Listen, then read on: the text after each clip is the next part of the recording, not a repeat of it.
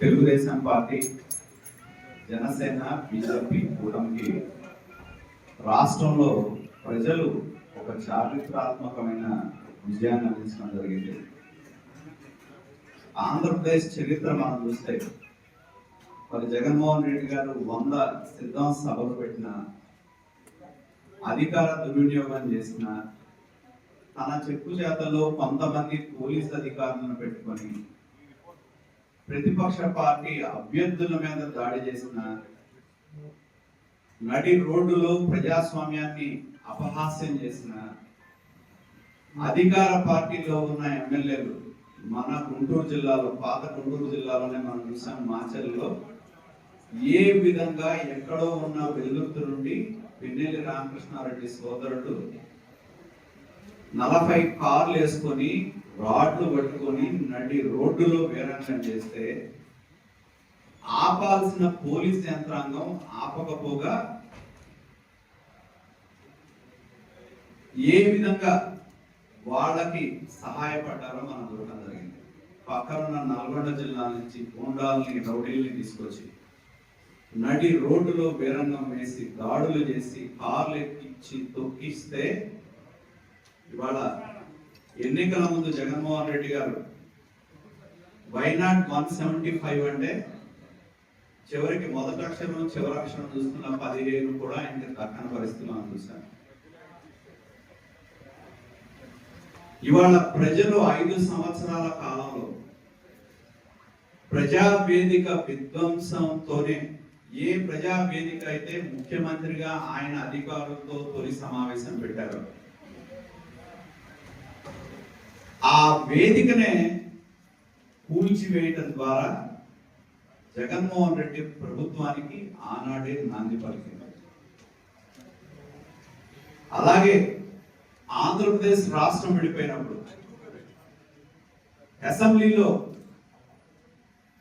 ప్రతిపక్ష నాయకుడిగా ఉన్న ఆయన ఒక మాట చెప్పాడు, ఆంధ్రప్రదేశ్ రాష్ట్రం విడిపోయింది, మన దగ్గర వనరులు తక్కువగా ఉన్నాయి, అమరావతి రాజధానిగా ఏదైతే శాసనసభలో ప్రకటించారో ఆ అమరావతికి నాది పూర్తిగా మద్దతు ఇస్తున్నామని చెప్పి శాసనసభలో, నిండు సభలో చెప్పి, అలాగే ఎన్నికల సందర్భంలో అమరావతిని మారుస్తాము అని వస్తే రోజా లాంటి వాళ్ళు, ఉమారెడ్డి లాంటి వాళ్ళు, రామకృష్ణారెడ్డి లాంటి వాళ్ళు అమరావతి ఎక్కడికి వెళ్ళదు, మా జగన్మోహన్ రెడ్డి ఇక్కడే ఇల్లు కట్టుకున్నాడు, అమరావతి ఇక్కడే ఉంటుంది అని చెప్పి ఓట్లు వేయించుకున్న చివరికి తాడికొండ నియోజకవర్గంలో కూడా వైకాపా పార్టీ గెలిచింది. మన ఎన్నికల్లో గెలిచిన తర్వాత ఏ విధంగా ఆయన 3 ముక్కలాట ఆడాడో మనం చూడటం జరిగింది. ప్రతిపక్షంలో ఉన్నప్పుడు అమరావతి మీద ఎన్నో ఆరోపణలు చేశారు, కులం మీద చేశాడు, మతం మీద చేశాడు, ఇన్సైడర్ ట్రేడింగ్ అన్నాడు, అదన్నాడు, ఇదన్నాడు. ఒక్కడంటే ఒక్కడు కూడా నిరూపించలేకపోయారు. మేము ఏ విధంగా ఆయన తప్పుడు ప్రచారానికి పాల్పడ్డాడో ప్రజల ముందు సాక్ష్యాధారాలతో సహా ఉంచాం. మరి ఏ విధంగా ముఖ్యమంత్రి అనే వ్యక్తి ప్రజల డబ్బుకి కాపలాదారుడు, కానీ ముఖ్యమంత్రిగా ఉన్న జగన్మోహన్ రెడ్డి తమ యొక్క సంక్షేమం పేరుతో ఏ విధంగా నిలువు దోపిడీ చేశారో మనం చూసాం. నాడు నేడు కావచ్చు, చిన్నపిల్లలకి ఇచ్చే పథకాలు కావచ్చు, రకరకాల పథకాల మీద ప్రజల సంక్షేమం కంటే వేల కోట్ల రూపాయలు ఆయన దోపిడీ చేయడం జరిగింది. ఇసుక బంగారం కంటే ఎక్కువైన పరిస్థితి మనం చూసాం ఆయన ముఖ్యమంత్రి అయిన తర్వాత. వేల మంది తాపీ మేస్త్రులు కావచ్చు, కార్పెంటర్లు కావచ్చు, పెయింటర్లు కావచ్చు, ఈ ప్రభుత్వం వచ్చిన తర్వాత చాలా మందితో మేము ఇంటరాక్ట్ అయినప్పుడు చెప్పారు, 2014-19 మధ్య ఎంత పని చేసినా కూడా తరిగేది కాదని, అంత ఆదాయం వచ్చేదని ఆ వృత్తుల వారికి. కానీ 19-24 చూసిన తర్వాత చేద్దామంటే పని లేదు, ఆదాయం లేదు, విపరీతమైన ఖర్చులు పెరిగిపోయినాయి, కరెంటు బిల్లుల పేరు మీద విపరీతమైన బాధలు వేశారు, బాధుడే బాధుడి కార్యక్రమాన్ని చేపట్టారు. సామాన్యమైన ప్రజలు ఈ ప్రభుత్వంలో నలిగిపోవటం జరిగిందనేది కళ్ళ ముందు కనపడిన వాస్తవం.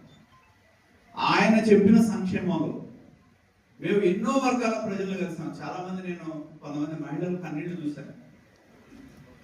భర్తలు వదిలేసిన వాళ్ళ యొక్క ఆస్తులు ఏవైతే ఉన్నాయో, ఆ ఆస్తిలో ఆ ఇంటిలో, నేను ఒక ఇంట్లో చూశాను, వికలాంగుడు.